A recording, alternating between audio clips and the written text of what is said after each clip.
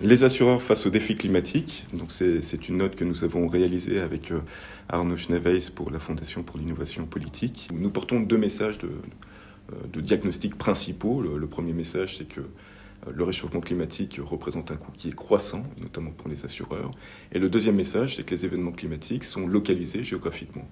Concernant le premier message, à l'échelle de la France, on voit que le coût annuel des événements climatiques représente 1 milliard d'euros chaque année dans les années 80, et désormais on est plutôt de l'ordre de 3 milliards d'euros. Évidemment, ce coût croissant est également lié au développement économique, mais on arrive à montrer que, à l'horizon 2040, 35% de l'inflation des événements climatiques est due au réchauffement climatique.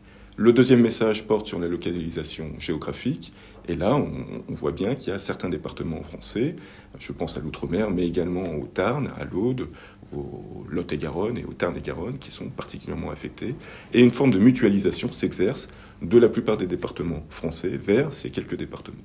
Maintenant, que faire?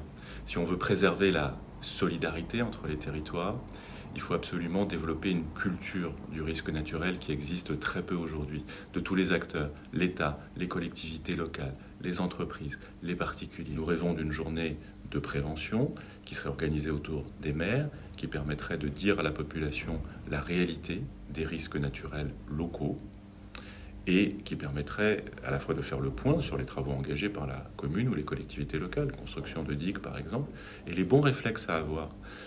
Je vous donne l'exemple des inondations terribles dans les Alpes-Maritimes en 2015. Des gens sont descendus au sous-sol pour sauver leur voiture, ils sont morts noyés. Donc cette réflexion sur la prévention, la culture du risque naturel, c'est ça la priorité. Faute de quoi, on risque d'avoir des territoires qui ont beaucoup de mal à s'assurer. On a un exemple aux Antilles avec Saint-Martin, où il y a très peu d'assureurs qui ont envie d'être présents, ou une très forte hausse des tarifs dans les zones les plus exposées.